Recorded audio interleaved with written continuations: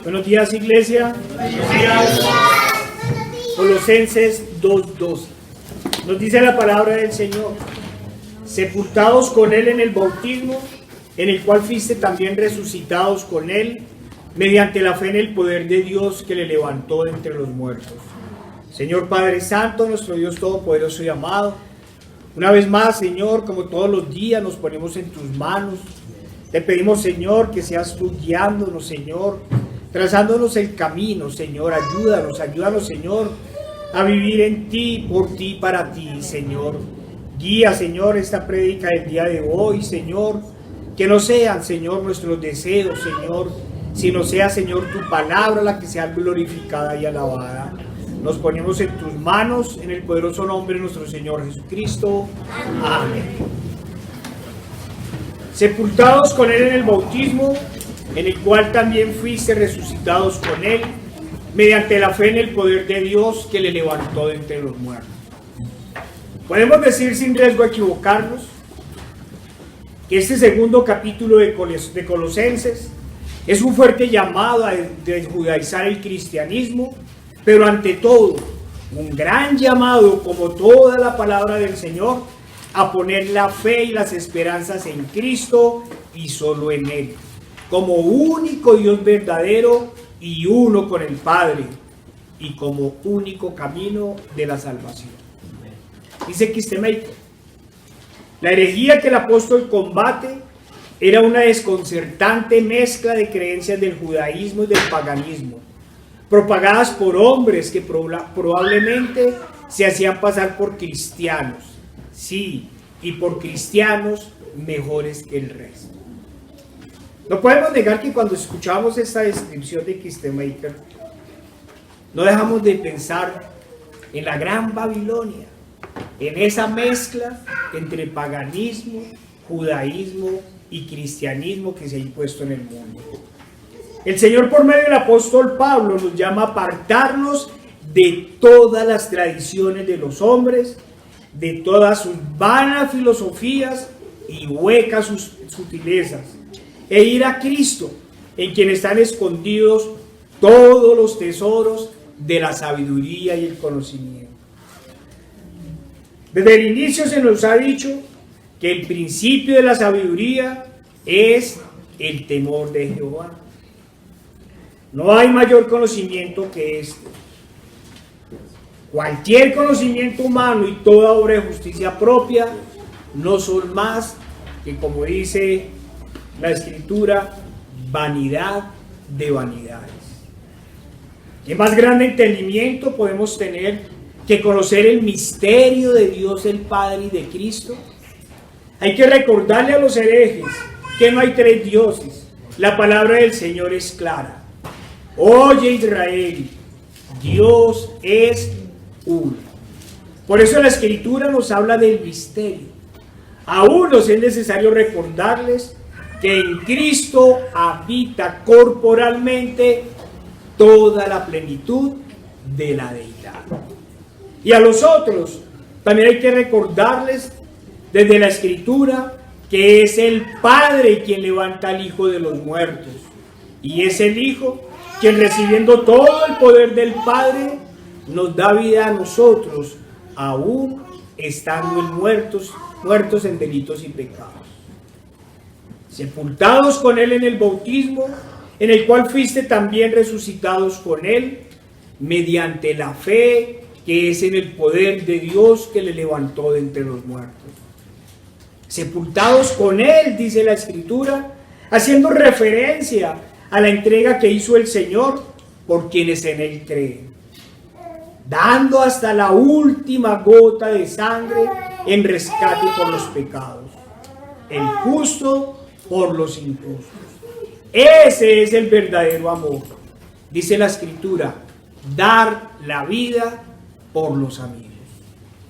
El Señor no solo nos reconcilia con el Padre, sino que también nos llama a amigos. Y por la causa de nuestro pecado sufre la muerte, y muerte de cruz. Nuestro Señor Jesucristo, en su eterno y maravilloso amor con que nos amó, estuvo 3 días en el sepulcro, por lo cual nuestra deuda ha quedado cancelada. Pagó por cada uno de nosotros. Pero ¿cuál es su invitación? Su invitación no es otra a que muramos con Él. Sí, morir al mal. ¿Cómo no morir al pecado por amor a quien murió por nosotros? Esa es la gran pregunta. Él dio hasta la última gota de sangre en rescate por nosotros. ¿Qué damos nosotros? ¿Qué estamos dispuestos a sacrificar? Al menos estamos dispuestos a sacrificar el pecado, morir al pecado e ir a Cristo. El Señor una y otra vez nos llama a eso, a morir al pecado, a crucificar a ese viejo hombre que vivía en nosotros, destruyendo el cuerpo de pecado y dando muerte total a nuestras concupiscencias para que no sirvamos ya más al pecado, como dice la Escritura en la carta a los Romanos. Solo hay una forma para que seamos resucitados con Cristo. Solo hay una forma: que muramos juntos con Él. Si morimos a ese viejo hombre, entonces el Señor nos dará nueva vida. Nos hará nuevas criaturas en Él, hechos en Él para toda buena obra. Hermanos y amigos, debemos tener claro que no hay muerte, ni hay sacrificio, ¿cierto? Ni hay nacimientos a medias. O morimos plenamente o nacimos plenamente. Nadie puede decir que murió a medias, pero tampoco nadie puede decir que nace a medias. Es que el Señor me hizo a medias nueva persona. Quien sufre de muerte, vamos a dar un ejemplo. Quien sufre de muerte cerebral, así mantenga sus signos vitales por medio de aparatos, es considerada una persona viva. De la misma forma que una persona nace solo cuando sale del vientre de su madre. Así cuando nazca lo tengan que meter a una incubadora, o incluso ahora los ponen en el regazo de sus madres, ¿cierto? Como niño canguro, ha nacido. Nace plenamente, totalmente. Hermanos, ¿se imaginan que se sepultara una persona que tenga muerte cerebral, pero que su corazón siga latiendo? ¿Eso sería posible? De la misma forma, el Señor nos llama a una verdadera muerte. A que muramos totalmente al pecado. A que le quitemos todo latido y todo signo vital al pecado. Y así Él nos dará nuevo nacimiento. Sí, hermanos, no hay otra forma. Hay que morir al pecado para que podamos ser sepultados y luego resucitados. Por eso Pablo dice: ya no vivo yo, vive Cristo en mí. Hermanos y amigos, muramos al pecado para que Cristo viva en nosotros. Clamemos al Señor para que nos ayude todos los días a mortificar el pecado, esas concupiscencias que aún se resisten en nuestro interior. Acompáñenme por favor, hermanos, a Romanos 6, 5 al 11.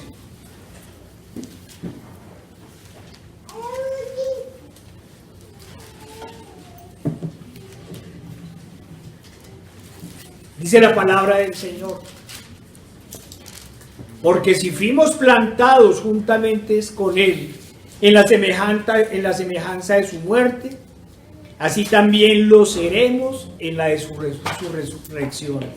Sabiendo esto, que nuestro viejo hombre fue crucificado juntamente con Él, para que el cuerpo del pecado sea destruido, a fin de que no sirvamos más al pecado, porque el que ha muerto al pecado ha sido justificado del pecado. Y si morimos con Cristo, creemos que también viviremos con Él, sabiendo que Cristo, habiendo resucitado de los muertos, ya no muere. La muerte no se enseñoreará más de él. Porque en cuanto murió al pecado, murió una vez por todas. Mas en cuanto vive, para Dios vive. Así también vosotros, consideraos muertos al pecado, pero vivos para Dios en Cristo Jesús, Señor nuestro. Hermanos y amigos, ¿cuál es el problema de los supuestos cristianos de hoy? De los falsos creyentes y de los falsos maestros. Todos sabemos la respuesta. Es muy sencilla. Nadie quiere nacer de nuevo porque se niegan a morir al pecado. Y si no mueren al pecado, no pueden nacer. Esa es precisamente la primera resurrección que nos da nuestro gran y poderoso Dios. Por eso dice la Escritura, Efesios 2:4, pero Dios, que es rico en misericordia, por su gran amor con que nos amó, aún estando nosotros muertos en pecado, nos dio vida juntamente con Cristo. Por gracia sois salvos. Sí, hermanos. Todos estamos muertos en delitos y pecados. Pero nuestro Dios misericordioso tuvo piedad con nosotros y nos llamó. Nos hizo morir al pecado para darnos nueva vida con Cristo. Pero hermanos, vamos a seguir siendo insistentes. Primero nos hizo morir al pecado. Nos mostró nuestras inmundicias. En no pocas ocasiones nos humilló para quitarnos el orgullo que aún teníamos del pecado, para quebrarnos, como decía el pueblo de Israel, esa dura cerviz. Y una vez de rodillas, nos hizo llorar por las afrentas que hicimos contra ese gran yo soy, contra Jehová de los ejércitos y contra nuestro Salvador, nuestro Señor Jesucristo. Hermanos, debemos tener en claro que el Señor nos ha llamado a una guerra total contra el pecado. Y cada día debe ser una batalla. Y para ello nos ha dado la mejor arma. ¿Cuál es esa mejor arma? Es una espada de dos filos. Y para nuestra defensa nos ha dado una armadura.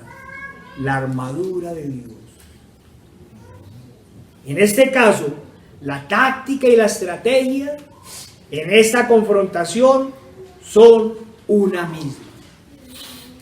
Cristo, su evangelio. Por eso en cada prédica, en cada palabra, no podemos dejar de hablar de la inmensa obra de nuestro Señor Jesucristo en la cruz. No podemos dejar de hablar de su resurrección y de la podredumbre de nuestro pecado. No puedo pararme aquí, hermanos, a hablar de política o de autocuidado del cuerpo, mucho menos de prosperidad económica o de la falsa tolerancia con el pecado. Nuestro anuncio no puede ser otro que el de la verdadera justicia y el amor de Dios. Ese eterno amor que le llevó a dar por nosotros en sacrificio a su único Hijo. A quebrantarlo, como si fuera el más vil de los pecadores, para pagar por nosotros nuestras afrentas contra el Padre, y luego llevarnos a vivir en santidad. Es decir, a morir al pecado, ser sepultados con Cristo y resucitar con Él. Para morir al pecado, también es necesario morir al mundo, como nos lo ordena la Escritura.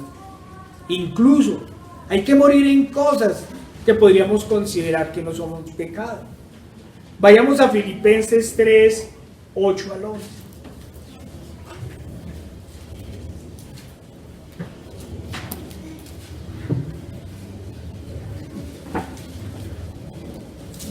Nos dice el apóstol: y ciertamente aún estimo todas las cosas como pérdida por la excelencia del conocimiento de Cristo.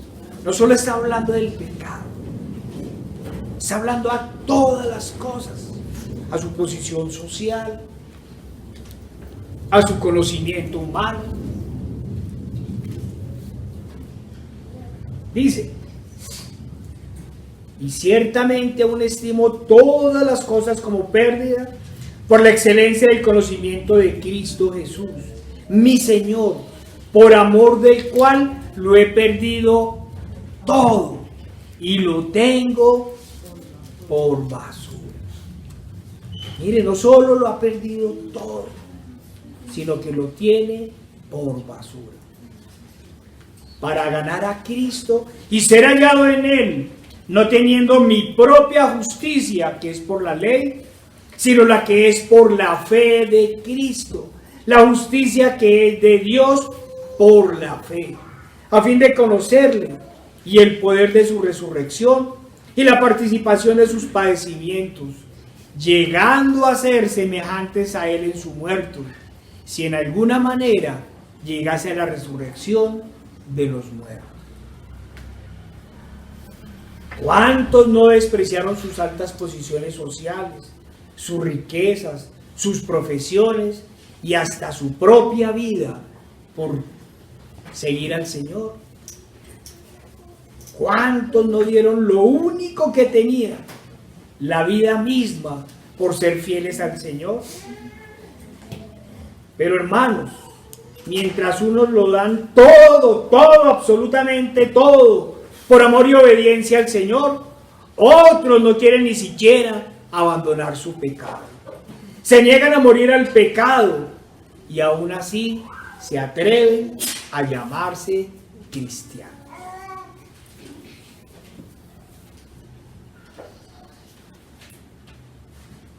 Hermanos, son los cristianos que aman su pecado y que no están dispuestos a morir por Él, a morir a Él, ni tampoco a amar al Señor sobre todas sus cosas.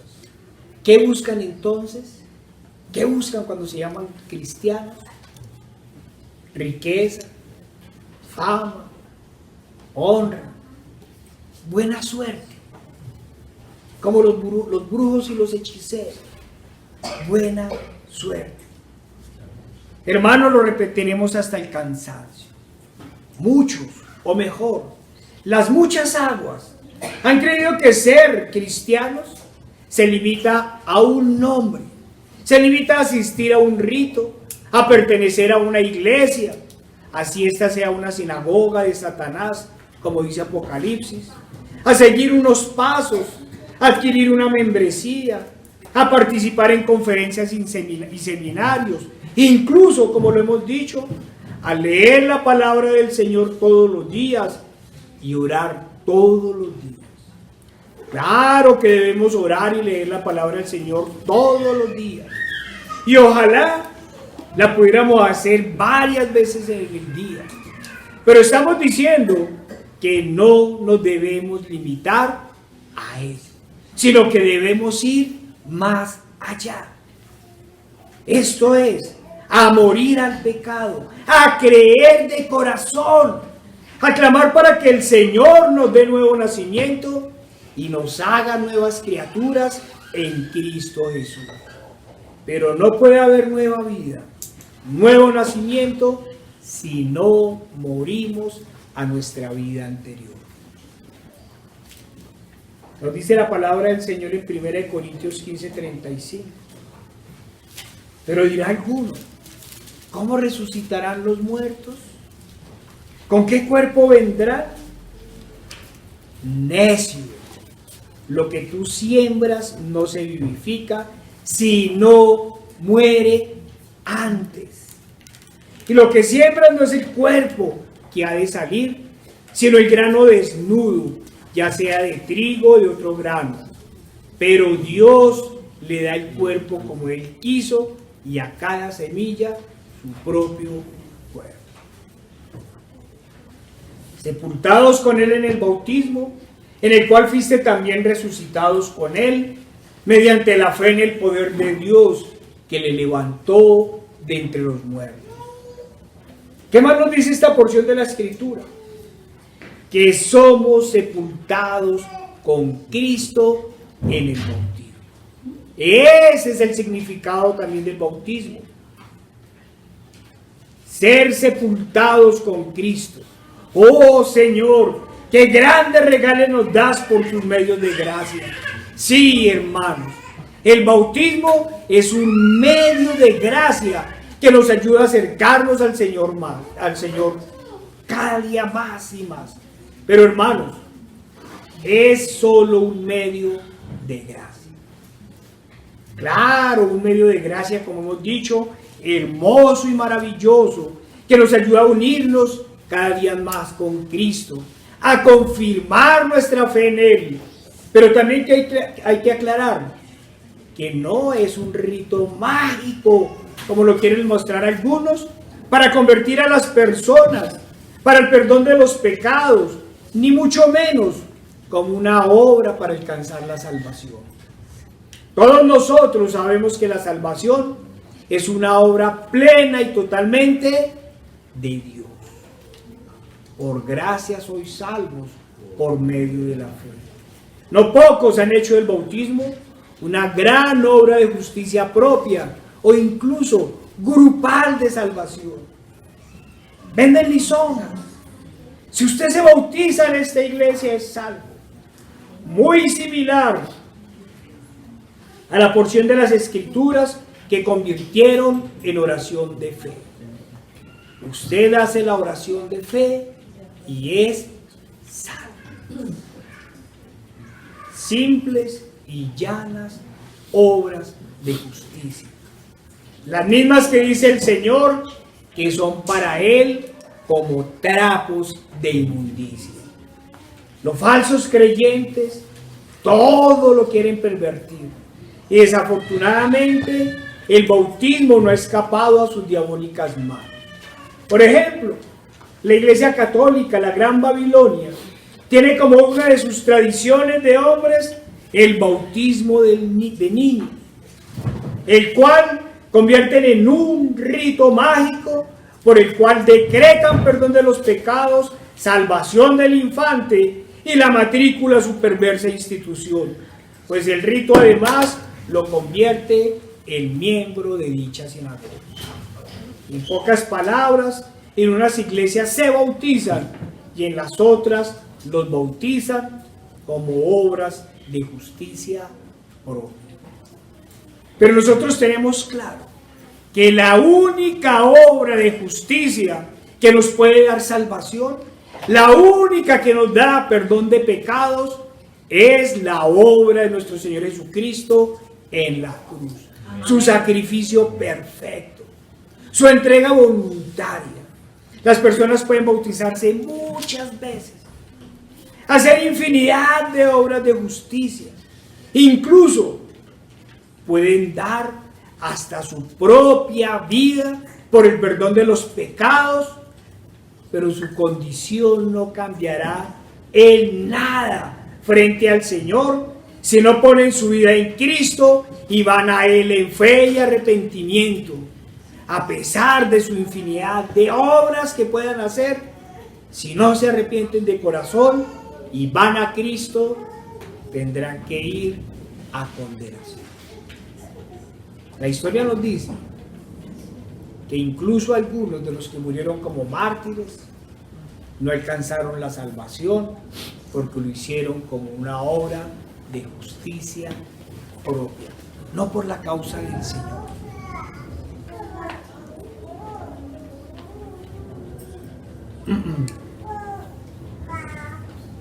Hermanos, desafortunadamente, como hemos dicho, los falsos maestros han pervertido este maravilloso medio de gracia que es el bautismo, convirtiéndolo en una obra de justicia.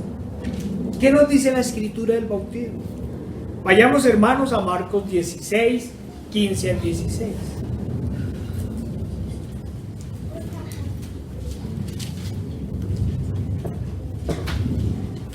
Dice la palabra del Señor.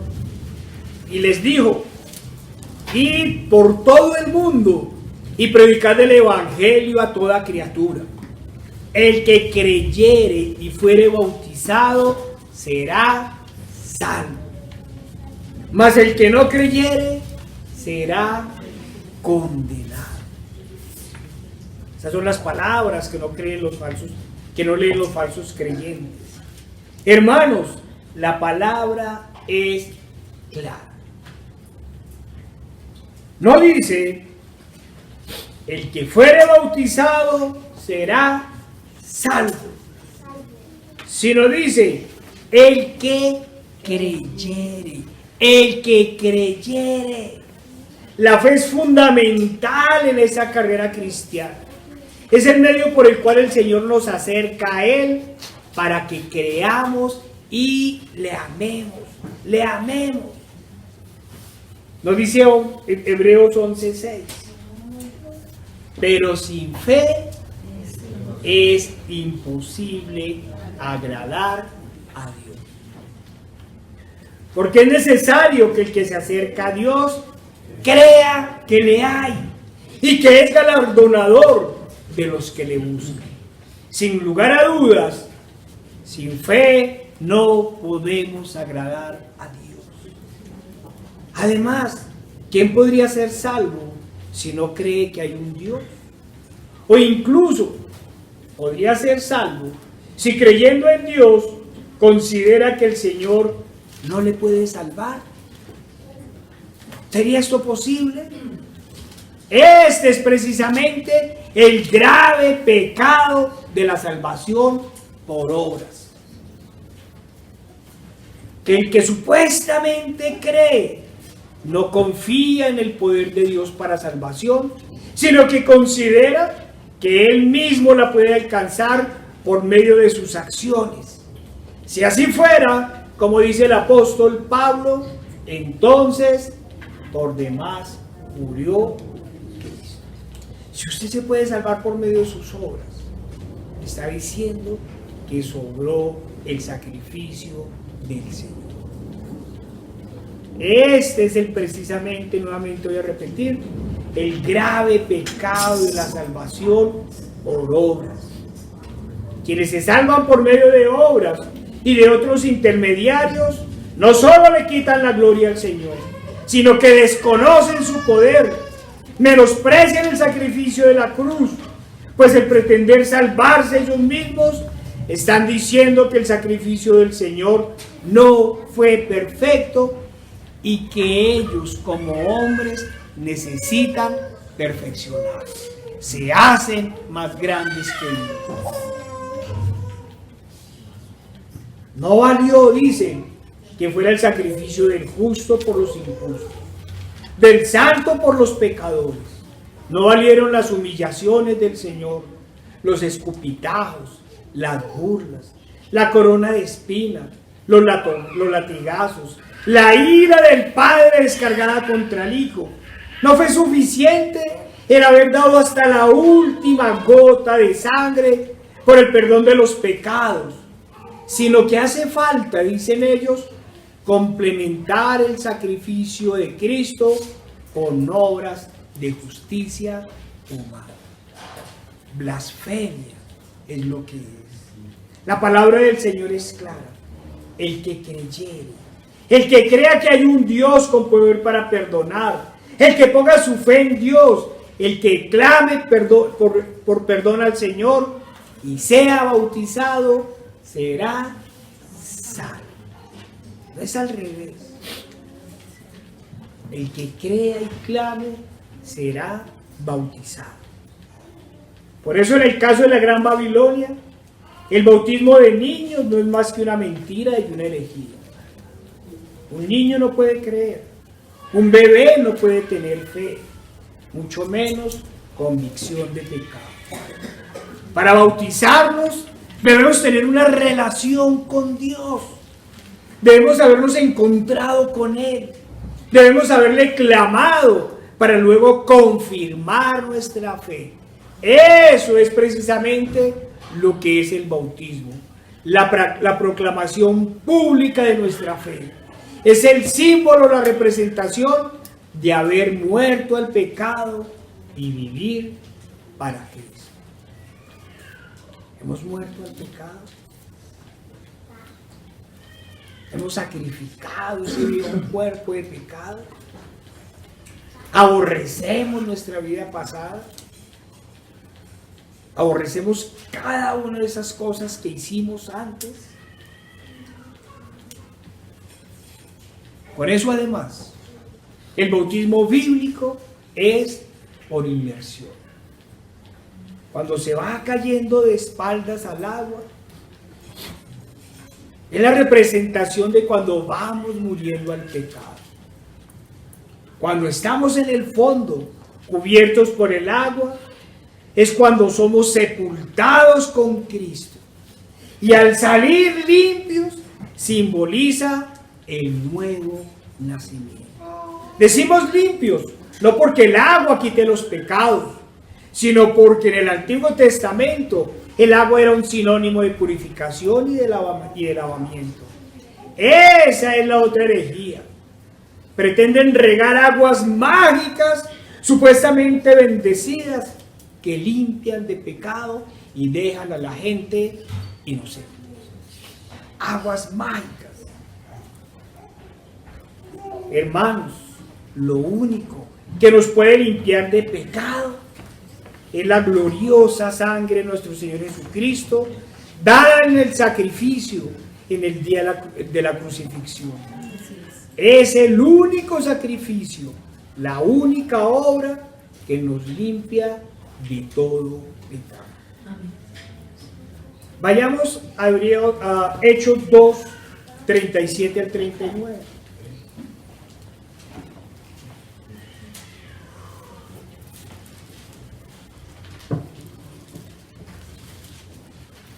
Al oír esto, se compungieron de corazón y dijeron a Pedro y a los otros apóstoles: varones hermanos, ¿qué haremos? ¿Qué haremos? Pedro les dijo: arrepentidos y bautícese cada uno de vosotros en el nombre de Jesucristo para el perdón de los pecados y recibiréis el don del Espíritu Santo. Porque para vosotros es la promesa y para vuestros hijos y para todos los que están lejos, para cuantos el Señor nuestro Dios llamare. Hermanos, vamos a leer gran parte de este capítulo para comprender todo el contexto. Vayamos al versículo 2. Vayamos al versículo 2. Cuando llegó el día de Pentecostés, estaban todos unánimemente juntos. Y de repente vino del cielo un estruendo como de un viento recio que soplaba, el cual llenó toda la casa en donde estaban sentados, y se les aparecieron lenguas repartidas como de fuego, asentándose sobre cada uno de ellos. Y todos fueron llenos del Espíritu Santo y comenzaron a hablar en otras lenguas según el Espíritu que les daba que hablasen. Moraban entonces en Jerusalén judíos, varones piadosos de todas las naciones bajo el cielo. Y hecho este estruendo, se juntó la multitud y estaban confusos, porque cada uno les oía hablar en su propia lengua. Y estaban atónitos y maravillados, diciendo: mirad, ¿no son galileos todos estos que hablan? ¿Cómo pues les oímos nosotros hablar cada uno en nuestra lengua en la que hemos nacido? Partos, medos, elamitas y los que habitamos en Mesopotamia, en Judea, en Capadocia, en el Ponto y en Asia, en Frigia y Panfilia, en Egipto, en las regiones de África más allá de Cirene, y romanos aquí residentes, tanto judíos como prosélitos. Cretenses y árabes les oímos hablar en nuestras lenguas las maravillas de Dios. Estando todos atónitos y perplejos, diciendo unos a otros: ¿qué quiere decir esto? Mire, siempre van a aparecer los burladores. Mas otros, burlándose, decían: están llenos de mosto. Entonces Pedro, poniéndose en pie con los 11, alzó la voz hablando y les dijo: varones judíos y todos los que habitan en Jerusalén, esto os sea notorio y oíd mis palabras, porque estos no están ebrios como vosotros suponéis, puesto que es la hora tercera del día. Mas esto es lo dicho por el profeta Joel. Y en los postreros días, dice Dios, derramaré mi espíritu sobre toda carne, y vuestros hijos y vuestras hijas profetizarán, vuestros jóvenes verán visiones, y vuestros ancianos soñarán sueños. Y de cierto sobre mis siervos y sobre mis siervas en aquellos días derramaré mi espíritu y profetizarán. Y daré prodigios arriba en el cielo y señales abajo en la tierra, sangre y fuego y vapor de humo. El sol se convertirá en tinieblas y la luna en sangre, antes que venga el día del Señor, grande y manifiesto. Y todo aquel que invocar el nombre del Señor será salvo. Varones israelitas, oíd estas palabras. Jesús Nazareno, varón aprobado por Dios entre vosotros, con las maravillas, prodigios y señales que Dios hizo entre vosotros por medio de él, como vosotros mismos sabéis, a este, entregado por el determinado consejo y anticipado conocimiento de Dios, prendisteis y matasteis por medio de inicuos crucificados. Mire todo lo que está haciendo Pablo.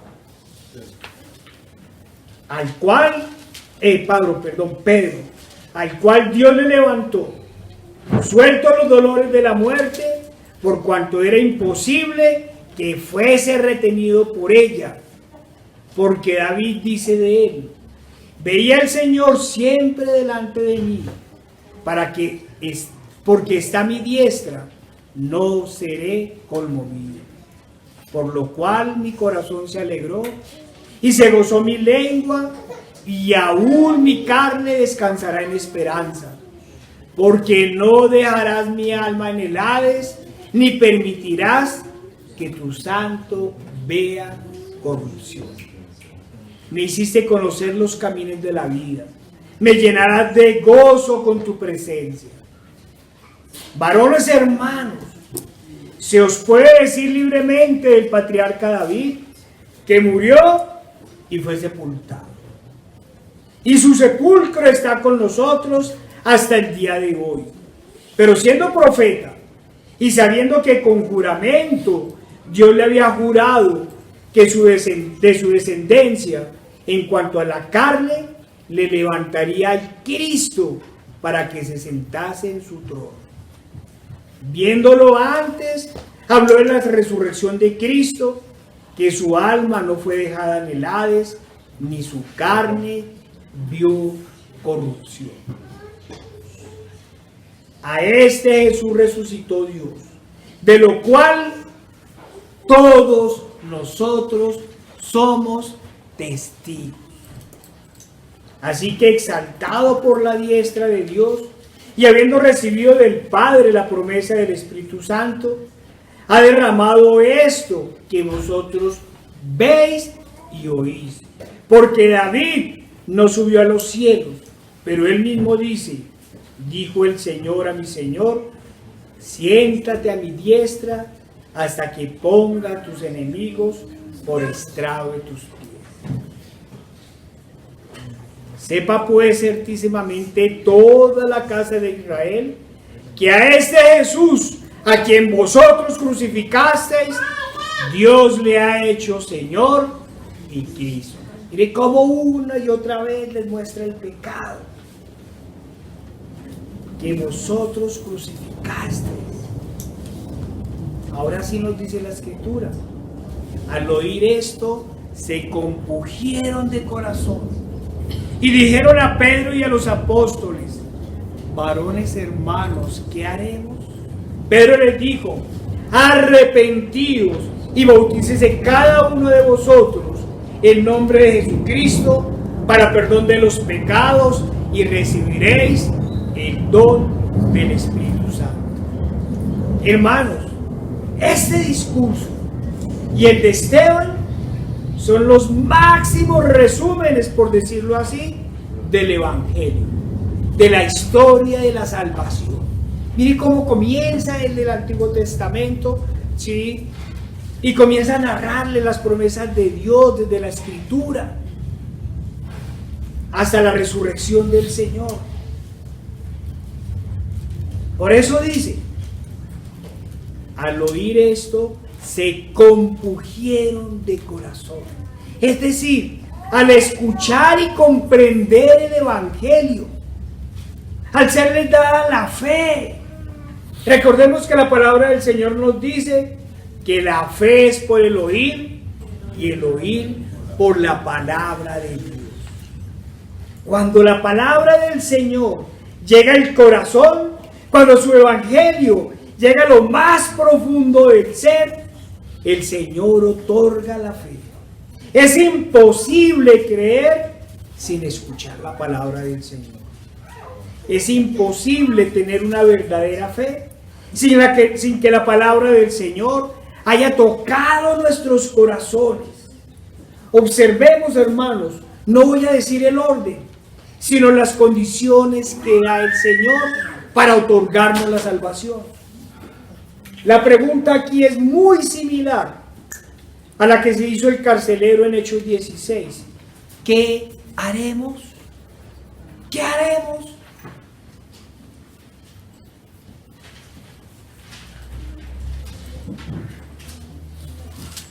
Dice el carcelero: ¿qué haremos para ser salvos?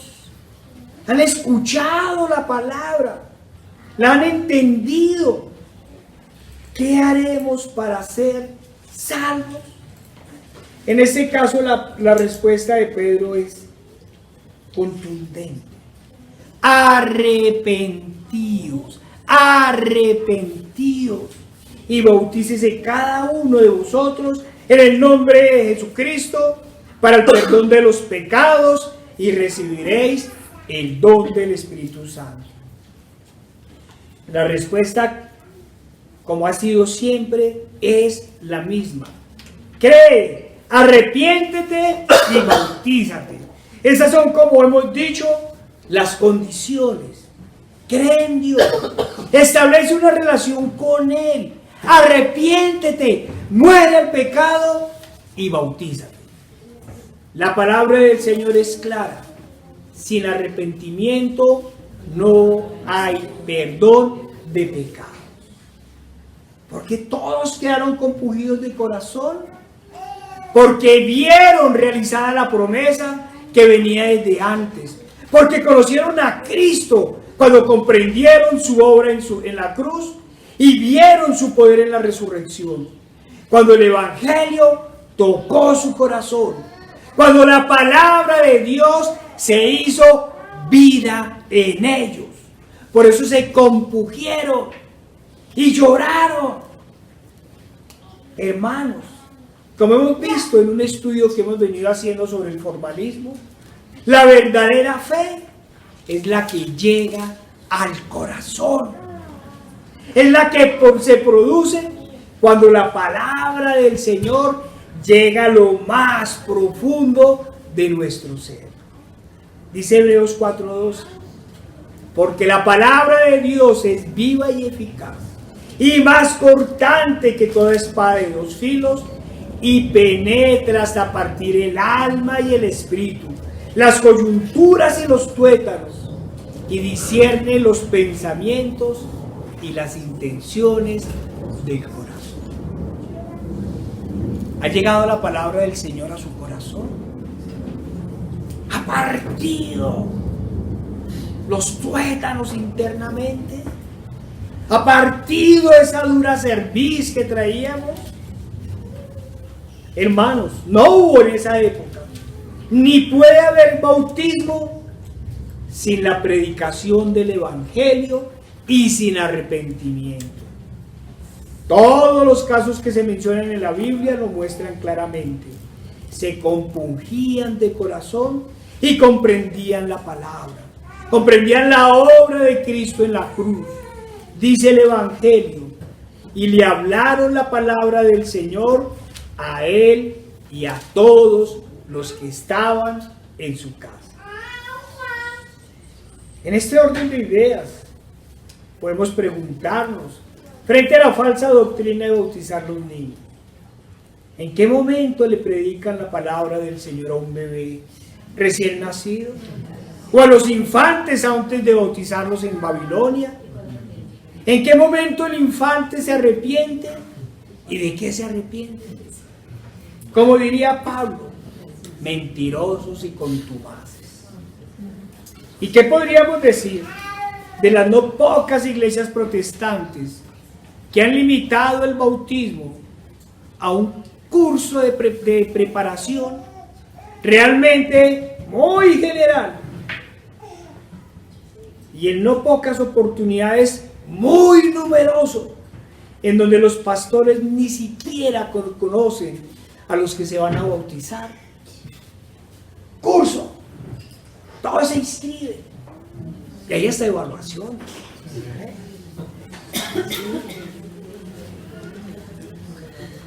No me puede bautizar, perdió la evaluación. Te pasó raspando. Cursos en los cuales no se hace un verdadero examen de corazón. El examen debe ser de corazón, de frutos dignos de arrepentimiento, para saber si se está en verdad en la fe.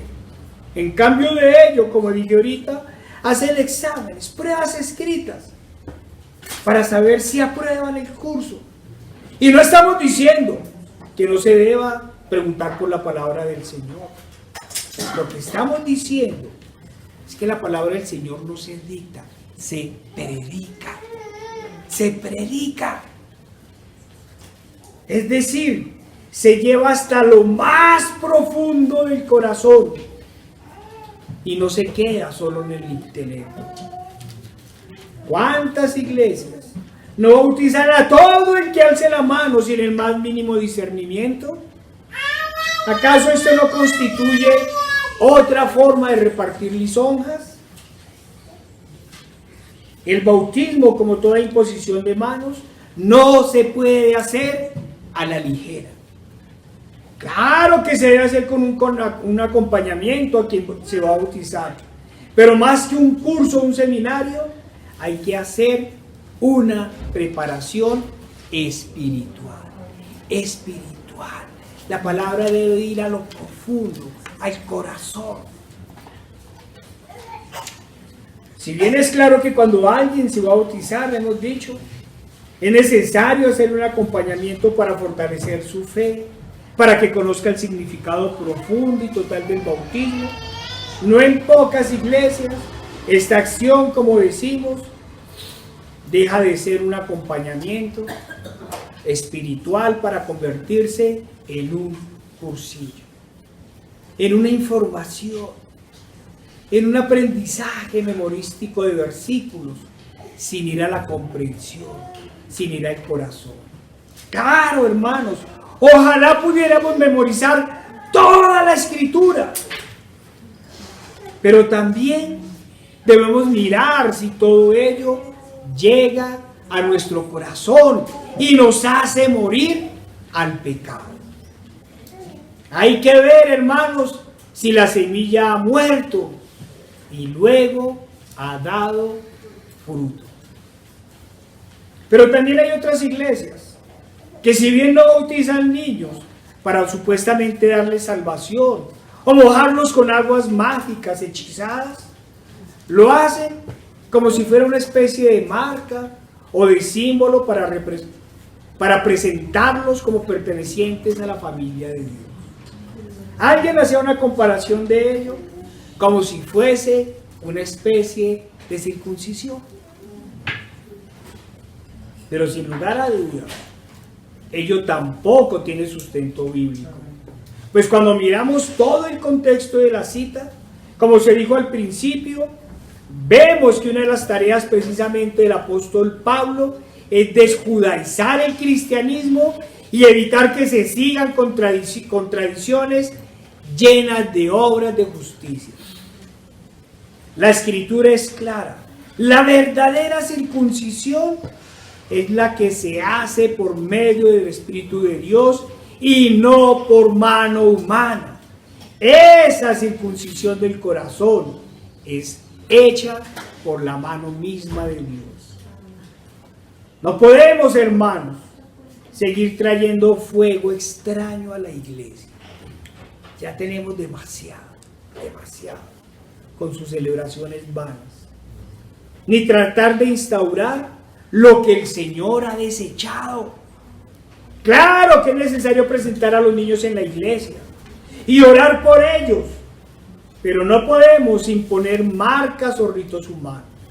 La mejor forma de presentar o de hacer del niño un miembro de la familia de Dios es hacer que crezca bajo la protección del Señor, es formarlo en su palabra, es enseñarlo a orar desde temprana edad y educarlo bajo los preceptos bíblicos y que desde pequeños entiendan la gravedad del pecado y comprendan la obra de Cristo.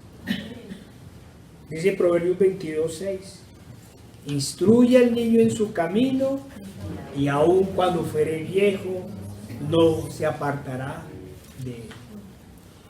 Pero la instrucción tiene que llegar al corazón.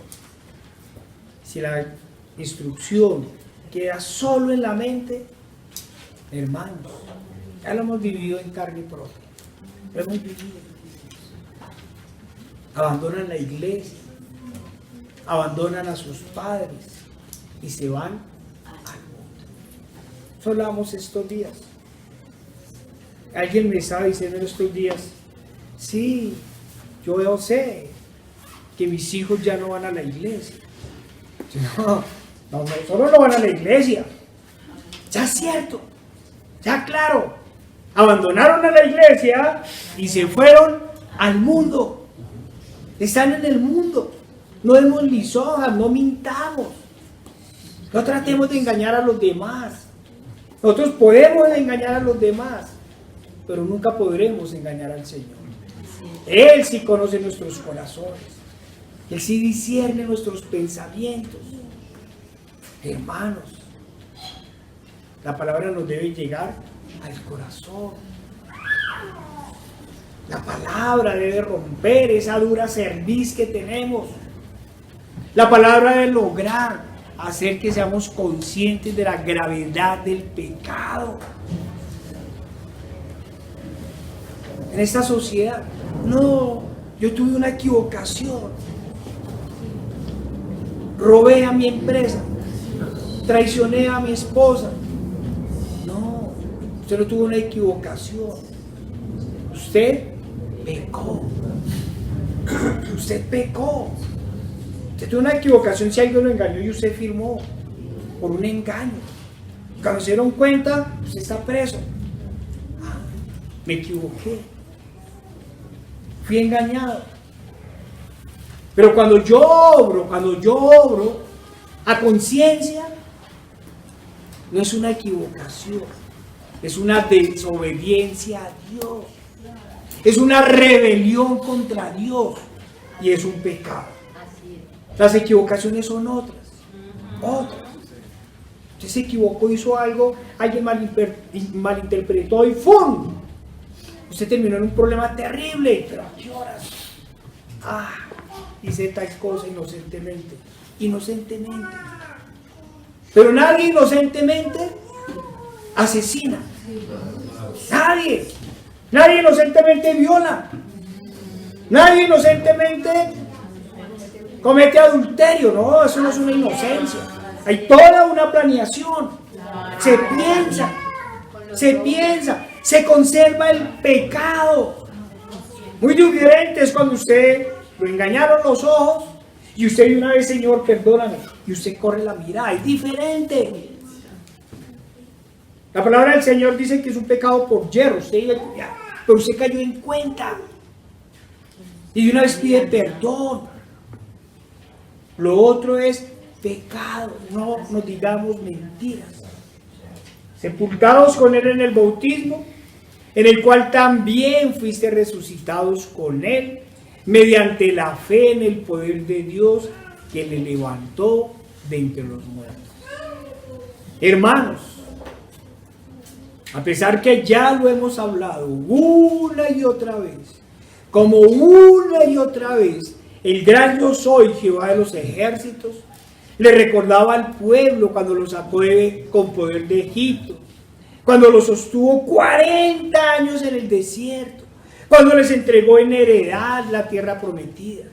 Mire que una y otra vez el Señor le repetía: acuérdese cuando los saqué de Egipto, acuérdese las maravillas, acuérdese de las plagas, acuérdense de cuando se abrió el mar, cuando se purificaron las aguas amargas, cuando se abrió la roca. Acuérdense cuando caía maná todos los días. Acuérdense cuando, siendo un pueblo débil, después de 430 años de esclavitud, se convirtieron en un ejército y con la mano de Dios tomaron la tierra prometida. Acuérdense cuando fueron rodeados por los ejércitos del Rabsacés y sin mover una mano el Señor los libró del enemigo. Una y otra vez. Por eso nosotros una y otra vez hablamos del pecado, de la fe, del arrepentimiento. Una y otra vez hablamos de morir al pecado, de morir a ese viejo yo, de verdad de creer en el Señor, de poner todas nuestras esperanzas en Él y solo en Él. Hermanos, no nos cansaremos de decirles, de insistir, que la salvación es por medio de la fe en el poder de Dios. No nos cansaremos de repetir que sin fe es imposible agradar a Dios. Y la Escritura va más allá, porque nos dice que todo lo que no proviene de fe es pecado. Por eso la Escritura no nos llama a ser buenas personas, moralmente correctos. Claro que debemos ser buenas personas. Claro que debemos ser moralmente correctos. Pero también tenemos que entender que el Señor nos llamó a ser creyentes. Creyentes en Cristo, que caminan hacia Él y hacia la santidad. Hacia la santidad. Hermanos y amigos, es imposible comprender el sacrificio en la cruz si no hay fe. Es imposible entender el misterio de la resurrección si no hay fe. No hay la más mínima posibilidad de podernos acercar al Señor si no tenemos fe. Pero no es la fe en la fe, como dijo alguien. Es fe en Cristo. Fue en el Padre quien por medio de su poder levantó a su Hijo de entre los muertos. Es la fe, ese medio, ese instrumento que el Señor nos dio para acercarnos a Él, para adoptarnos como hijos suyos y reconciliarnos con Él. Dice Romanos 5, 1 y 2. Justificados por la fe, tenemos paz para con Dios, por medio de nuestro Señor. No, hermanos, no lo podemos leer. Paremos a leer. Paremos a leer. Vamos el 1 y el 2. Romanos 5, 1 y 2. Vamos a cantarlo desde el corazón, desde donde el Señor nos está llamando, donde el Señor apunta su palabra al corazón.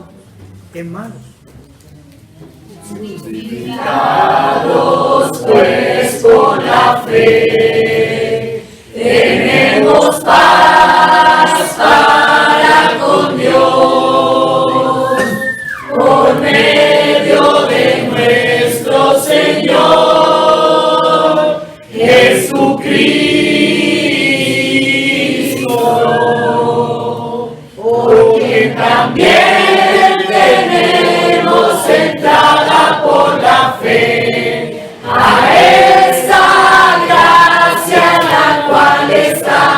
firmes y nos gloriamos en la esperanza de la gloria de Dios.